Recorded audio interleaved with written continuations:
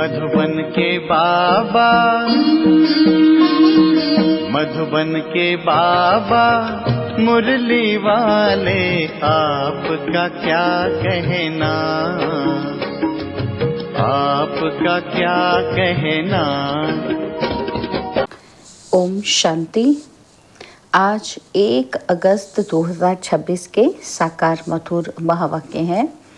आज मीठे मीठे बाप दादा बोले, मीठे बच्चे, पर चिंतन छोड़ अपना कल्याण करो। तुम सोने जैसा बनकर औरों को रास्ता बताओ। बाबा ने कहा, मीठे बच्चे, पर चिंतन छोड़ अपना कल्याण करो, तुम सोने जैसा बनकर औरों को रास्ता बताओ। बाबा ने आज प्रश्न पूछा है कि अशरीरी बनने का अभ्यास जो सदा करते रहते, उनकी मुख्य निशानी सुनाओ। उत्तर में बाबा ने कहा, वे हठ से अपनी कर्मेंद्रियों को वश नहीं करते, लेकिन उनकी कर्मेंद्रियां स्वतः शीतल हो जाती हैं। हम आत्मा भाई भाई हैं, यह स्मृति स्वतः रहती है।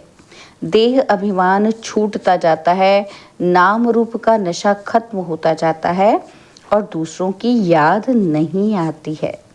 मुरली का गीत है, तू प्यार का सागर है। ओम शांति। यह कोई सिर्फ प्यार का सागर नहीं, ज्ञान का सागर है। ज्ञान और अज्ञान, ज्ञान को दिन, अज्ञान को रात कहा जाता है। ज्ञान अक्षर ही अच्छा है, अज्ञान अक्षर बुरा है। आधा कल्प है ज्ञान की प्रालब्ध और आधा कल्प है अज्ञान की प्रालब्ध। अज्ञान की प्रालब्ध है दुख और ज्ञान की प्रालब्ध सुख है। ये तो बहुत सहज समझने की बातें हैं। दिन है ज्ञान का और रात है अज्ञान। ये भी किसी को पता ही नहीं है, ज्ञान किसको कहा जाता है, अज्ञान किसको कहा जाता है। ये बेहद की बातें हैं। तुम सबको समझाते हो कि ज्ञान क्या है, भक्ति क्या है। ज्ञान से तुम पूज्य बन रहे हो। जब पूज्य बन जाते हो तो पूजा की सामग्री को जान जाते हो। यह भी तुम जानते हो कि ये जो मंदिर आदि है ना, ये सब यादगार है। उनकी जीवन कहानी को भी तुम जानते हो। जो पूजा करने जाते हैं वह खुद नहीं जानते। पूजा को भक्ति कहा जाता है। भगवान को भक्तों से मिलना है भक्ति का फल देने के लिए। सो भगवान ही आकर पुजारी से पूज्य बनाते हैं। पूज्य सतयुग में, पुजारी कलयुग में होते हैं। तुम बच्चे जानते हो आज क्या है और कल क्या होना है। विनाश तो जरूर होने का है, कोई भी समय हो सकता है। तैयारी हो रही है। गाया हुआ भी है कि अनेक कुदरती आपदाएं होती हैं। ये तो लिख देना चाहिए कि ग्रह युद्ध और कुदरती आपदाएं, उनको कोई ईश्वरीय आपदाएं नहीं कहेंगे। यह तो ड्रामा की नूंद है जिसमें नेचुरल कैलेमिटीज सब आने वाली हैं। विनाश में भी मदद करेंगे। मूसलाधार बरसात पड़ेगी, भूखों मरेंगे, अर्थक्वेक आदि सब आने की है। इन द्वारा ही विनाश होने का है। बच्चे जानते हैं ये तो जरूर होने का है, नहीं तो सतयुग में इतने थोड़े मनुष्य कैसे होंगे। जरूर इकट्ठा विनाश होगा। बच्चे अच्छी रीति जानते हैं ये सब कपड़े धोए जाएंगे। यह बेहद की बड़ी मशीनरी है। गाया जाता है, मूत पलीती कपड़ धोए। इन कपड़ों की बात नहीं, ये है शरीर की बात। आत्माओं को योग बल से धोना है। इस समय 5 तत्व तमो प्रधान हैं, तो शरीर भी ऐसे बनते हैं। पतित पावन बाप आकर पावन बनाते हैं और सब खलास हो जाते हैं। तुम जानते हो पावन कैसे बनते हैं। रास्ता बहुत सहज बताते हैं। मनुष्य तो कुछ भी नहीं समझते। यहाँ जहाँ भक्ति यज्ञ आदि होते हैं, वहाँ जाकर समझाना चाहिए कि इनकी जिनकी भक्ति तुम करते हो, उनकी बायोग्राफी समझने से ही तुम देवता बन सकते हो। उन्होंने जीवन मुक्ति कैसे पाई सो समझो, तो तुम भी जीवन मुक्ति पा सकते हो। मंदिरों में बैठ जीवन कहानी समझाने से अच्छी रीति समझेंगे। तुम भी बाप से अभी जीवन कहानी सुनते हो। तुम बच्चों को कितनी समझ मिलती है।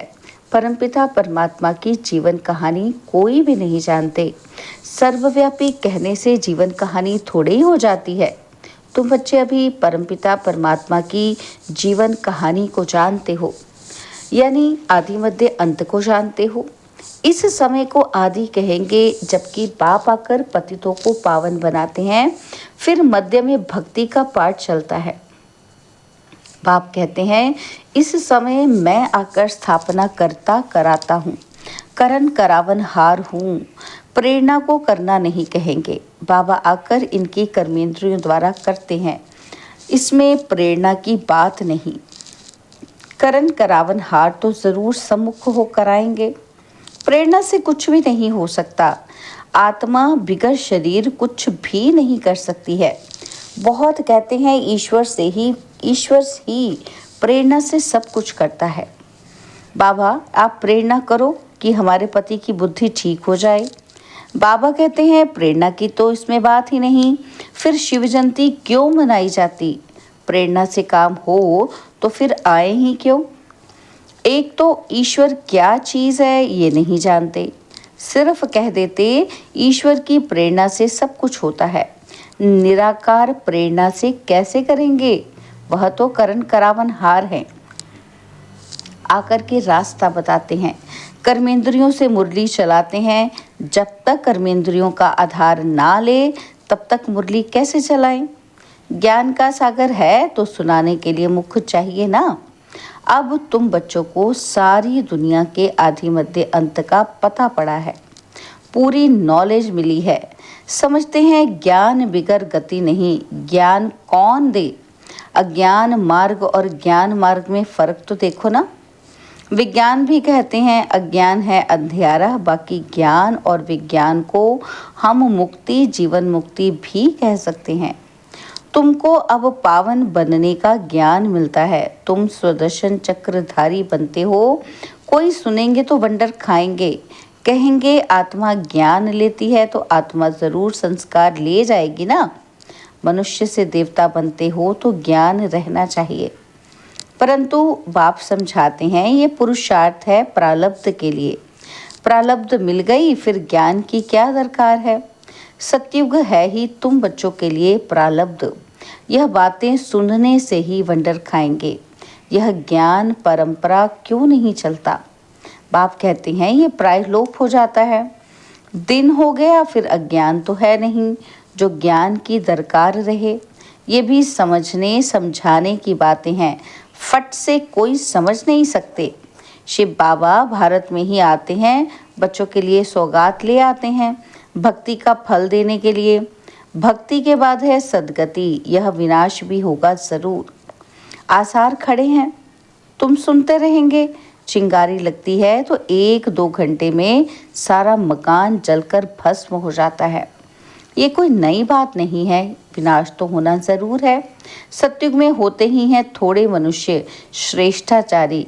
तो श्रेष्ठाचारी बनने में कितनी मेहनत लगती है। माया नाक से एकदम पकड़ लेती है। ऐसे गिरने वालों को चोट बहुत लगती है, टाइम लग जाता है। बड़े तो बड़ी चोट है काम विकार की, इसलिए कहा जाता है काम महाशत्रु है। यही पतित बनाते हैं। झगड़ा होता ही है विकार पर। विकार के लिए नहीं छोड़ेंगे तो जरूर कहेंगे इससे तो बर्तन साफ करें तो अच्छा है। झाड़ू पोछा लगाएंगी परंतु पवित्र रहेंगी, इसमें हिम्मत बहुत चाहिए। जब कोई बाप की शरण में आते हैं तो फिर माया भी लड़ना शुरू करती है। 5 विकारों की बीमारी और ही अधिक उथल खाती है। पहले तो पक्का निश्चय बुद्धि होना चाहिए। जीते जी मरे हुए हैं, यहाँ से लंगर उठा लिया है। कलयुगी विकारी किनारा तुमने छोड़ दिया है। अब हम यात्रा पर जा रहे हैं। हम अशरीरी हो अपने घर जाते हैं। आत्मा को ये ज्ञान है कि हम एक शरीर छोड़ दूसरे में जाएंगे। हम गृहस्थ व्यवहार में रहते कमल फूल समान पवित्र बन यात्रा पर रहते हैं। बुद्धि में याद रहे कि ये तो कब्रिस्तान है, फिर हम सुख धाम में जाएंगे। हमको बाबा वर्षा देने की युक्ति बता रहे हैं। पावन बनने के लिए हम योग में रहते हैं। याद से ही विकर्म विनाश होंगे, तब आत्मा शरीर छोड़ेगी। यात्रा कितनी वंडरफुल है। सिर्फ बाप को याद करो, अपनी राजधानी को याद करो। इतनी सहज बात भी याद नहीं पड़ती है। अल्फ को याद करो बस, परंतु माया वह भी याद करने ही नहीं देती। मेहनत लगती है। आत्मा को ज्ञान मिला है। कौन सा? कि हमारा बाबा आया हुआ है। आत्मा पढ़ती है ना, तो आत्मा शरीर द्वारा जन्म लेती है। आत्मा भाई भाई है। देह अभिमान में आने से फिर अनेक संबंध हो जाते हैं। यहाँ तुम भाई बहन हो गए, आपस में भाई भाई भी हो और बहन भाई भी हो। प्रवृत्ति मार्ग है ना, तो दोनों को वर्षा चाहिए। आत्मा ही पुरुषार्थ करती है। अपने को आत्मा समझना यही मेहनत है। देह अभिमान ना रहे। शरीर ही नहीं तो विकार किससे करेंगे? हम आत्मा हैं, बाप के पास जाना है। शरीर का वाहन ही ना रहे। जितना योगी बनते जाएंगे, कर्मेंद्रियां शांत होती जाएंगी। देह अभिमान में आने से कर्मेंद्रियां चंचल होती हैं। आत्मा जानती है कि हमको प्राप्ति हो रही है। शरीर से अलग होते जाएंगे तो कर्मेंद्रियां शांत होती जाएंगी। सन्यासी लोग दवाई खाकर कर्मेंद्रियों को शांत करते हैं, वह तो हठ योग हो गया ना। तुमको तो योग से काम लेना है। क्या योग बल से तुम वश नहीं कर सकते हो? जितना आत्म अभिमानी होते जाएंगे तो कर्मेंद्रियां शांत हो जाएंगी। बड़ी मेहनत करनी पड़ती है। प्राप्ति तो बहुत ऊंच है ना। बाप कहते हैं योग बल से तुम विश्व के मालिक बनते हो, कर्मेंद्रियों पर जीत पहनते हो। इसलिए भारत का योग नामी ग्रामी है। तुम मनुष्य से देवता, पतित से पावन बनते हो। प्रजा भी स्वर्गवासी तो है ना। योग बल से तुम स्वर्गवासी बनते हो, बाहुबल से नहीं बन सकते हो। मेहनत कोई बहुत नहीं है। कुमारियों के लिए तो जैसे मेहनत ही नहीं है, फ्री है। विकार में गई तो फिर बड़ी पंचायत हो जाती है। कुमारी रहना अच्छा है, नहीं तो फिर अधर कुमारी नाम पड़ जाता है। युगल भी क्यों बने? इसमें भी नाम रूप का नशा चढ़ता है। यह भी मूर्खता है। युगल बनने के बाद पवित्र रहने के लिए बड़ी अच्छी हिम्मत चाहिए। ज्ञान की पूरी पराकाष्ठा चाहिए। बहुत हैं जो हिम्मत करते हैं, परंतु आग की आंच आ जाती है तो खेल खलास। इसलिए बाबा कहते हैं कुमारी फिर भी अच्छी है। अधर कुमारी बनने का ख्याल भी क्यों करना चाहिए? कुमारियों का नाम बाला है, बाल ब्रह्मचारी है। बाल ब्रह्मचारी रहना अच्छा है, ताकत रहती है। दूसरे कोई की याद नहीं आएगी। बाकी हिम्मत है तो करके दिखाओ, परंतु मेहनत है। दो हो पड़ते हैं ना। कुमारी है तो अकेली है, दो से द्वैत आ जाता है। जहाँ तक हो सके कुमारी हो रहना अच्छा है। कुमारी सेवा पर निकल सकती है। बंधन में पड़ने से फिर बंधन वृद्धि को पाते हैं। ऐसा जाल बिछाना ही क्यों चाहिए जो बुद्धि फंस पड़े? ऐसे जाल में फंसना ठीक नहीं है। कुमारियों के लिए तो बहुत अच्छा है। कुमारियों ने नाम भी निकाला है। कन्हैया नाम गाया जाता है ना। कुमारी हो रहना बड़ा अच्छा है। इन्हों के लिए बहुत सहज है। स्टूडेंट लाइफ पवित्र लाइफ भी है। बुद्धि भी फ्रेश रहती है। कुमारों को भीष्म पितामह जैसा बनना है। कल्प पहले भी रहे हैं, तभी तो देलवाड़ा मंदिर में यादगार बना हुआ है। अब बाप बच्चों को फरमान करते हैं कि मुझे याद करो और सब बातों को छोड़ तुम अपना कल्याण करो। बाप को याद करने में ही कल्याण है। भूल चूक होती है, बच्चे गिर पड़ते हैं। तुम पर चिंतन को छोड़ अपना कल्याण करो। दूसरे चिंतन में जाओ ही नहीं। तुम सोने जैसा बन जाओ, औरों को भी रास्ता बताओ। सतो प्रधान बनने का एक ही उपाय है। पावन बनने के बगैर मुक्ति धाम में जा नहीं सकते। उपाय एक ही है, फिर अंतमति सो गति हो जाएगी। झरमुई झगमुई छोड़ दो, नहीं तो अपना ही नुकसान करेंगे। बाप कोई श्राप नहीं देते हैं। श्रीमत पर नहीं चलते तो आपे ही अपने को श्रापित करते हैं। अच्छा, मीठे मीठे सिखिलदे बच्चों प्रति माता पिता बाप दादा का याद प्यार और गुड मॉर्निंग। रूहानी बाप की रूहानी बच्चों को नमस्ते। हम रूहानी बच्चों की रूहानी बाप दादाजी को दिलवा चांद सिकवा प्रेम से नमस्ते। ओम शांति। प्यारे बाबा, मीठे बाबा, मेरे बाबा, शुक्रिया बाबा, शुक्रिया बाबा, शुक्रिया। धारणा के लिए मुख्य सार है, पहला पॉइंट है, निश्चय बुद्धि बन जीते जी इस पुरानी दुनिया से अपना लंगर उठा लेना है। बाप के हर फरमान को पालन कर अपना कल्याण करना है। और सेकंड पॉइंट है, दूसरों का चिंतन छोड़ अपनी बुद्धि को स्वच्छ सोने जैसा बनाना है। झरमुई झगमुई में अपना समय नष्ट नहीं करना है। योग बल से अपनी कर्मेंद्रियों को शांत शीतल बनाना है। बाबा ने आज हमें वरदान दिया, अपनी विजय व सफलता को निश्चित समझकर सदा निश्चिंत रहने वाले निश्चय बुद्धि भव। अपनी विजय व सफलता को निश्चित समझकर सदा निश्चिंत रहने वाले निश्चय बुद्धि भव। जो बच्चे सदा बाप में, स्वयं के पाठ में और ड्रामा की हर सेकंड की एक्ट में 100% निश्चय बुद्धि हैं, उनकी विजय व सफलता निश्चित है। निश्चित विजय होने के कारण वे सदा निश्चिंत रहते हैं। उनके चेहरे से चिंता की कोई भी रेखा दिखाई नहीं देगी। उन्हें सदा निश्चय रहता है कि ये कार्य व संकल्प सिद्ध हुआ ही पड़ा है। उन्हें कभी किसी बात में क्वेश्चन उठ ही नहीं सकता। स्लोगन है, सुनने सुनाने में भावना और भाव को बदल देना ही वायुमंडल खराब करना है। सुनने सुनाने में भावना और भाव को बदल देना ही वायुमंडल खराब करना है। बाबा के अव्यक्त इशारे हैं, अपवित्रता के बीज को भी समाप्त कर संपूर्ण स्वच्छ बनो।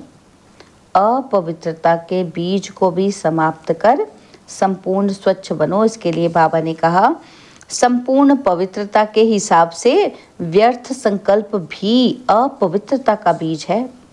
व्यर्थ संकल्प चलना मेजॉरिटी बच्चों में अभी भी ये संस्कार रहा हुआ है। व्यर्थ संकल्प का आधार मन है, जो मन मना भव होने ही नहीं देता। इसलिए श्रीमत रूपी लगाम टाइट कर व्यर्थ संकल्पों की अपवित्रता को खत्म करो। अच्छा, ओम शांति।